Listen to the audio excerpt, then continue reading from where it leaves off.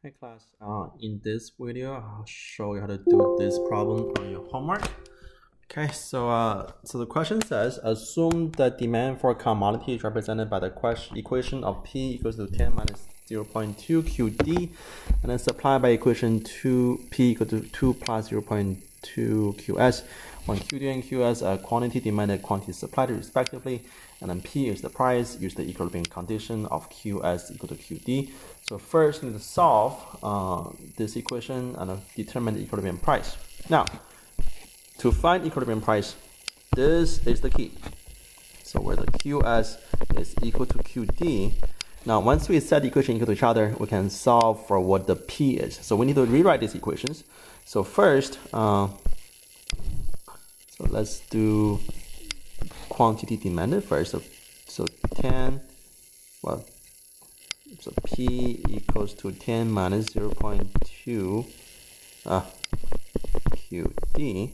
So let's solve this QD by itself. So move stuff on each side. So this will be 10 minus P equals to 0.2 QD, and then divided by 0.2 on each side. So this will be 50 minus 5P equals to QD.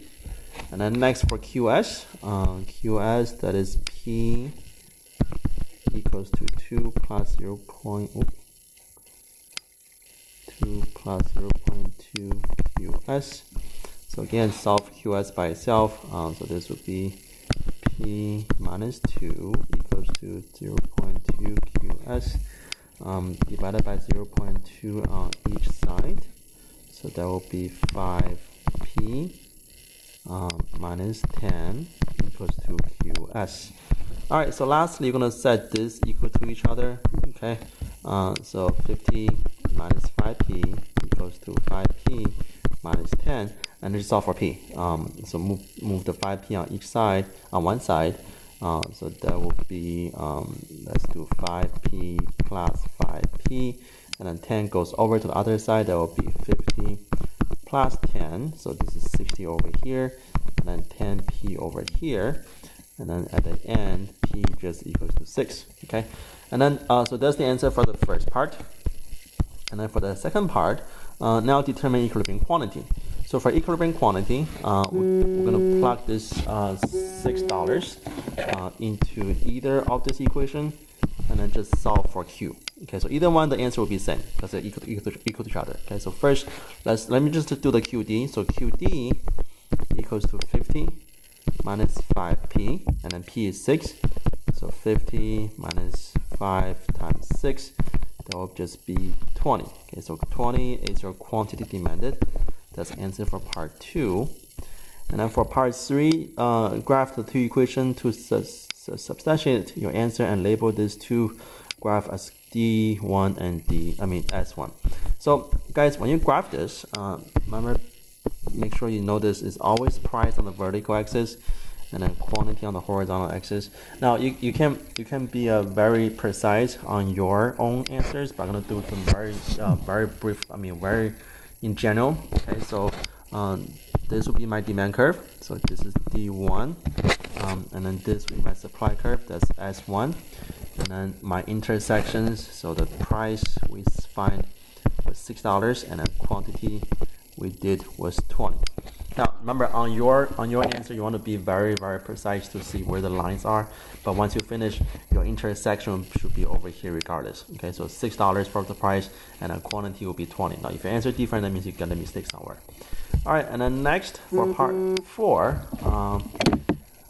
Furthermore, assume demand for this product increases because of a change in income.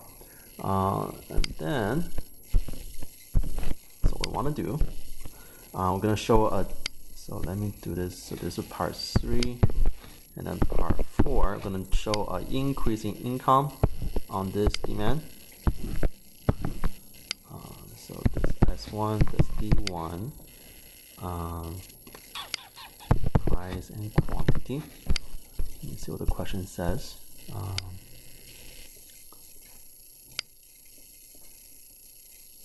So demand for this product increases when there is because of change in income. This is very tricky. All right, so let's first show demand increase. So demand increase, we're gonna shift our demand curve to the right. So this will be D2. Okay. Now once I shift to D2, so this is $6 and this is 20, and this point will be our new equilibrium, and which means your new price will be something more than 6, and the new quantity will be something more than 20. Okay, we don't have to be very exact to see where the points are, but as long as you know that the price is more, so price quantity is more than 20, and then price is more than 6, then your answer is right. And then okay, so we answered that one. And the last one, is this product a normal good or inferior good? Now, normal good means when income goes higher, you buy more, that's normal good. Inferior good means when income goes lower, you buy more, that's inferior good. Now, for this question, it's a little tricky, is that because we don't know how our income changed. It over here just says a change in income. It doesn't say if it's an increase or decrease. Now, if this is an increase in income and then demand goes higher, that will be a normal good. But if this says decrease in income and demand goes higher, that's an inferior good. But we don't know how income changes. Then for this question, for this answer here, we're not sure, okay? Because we don't know how our income changes.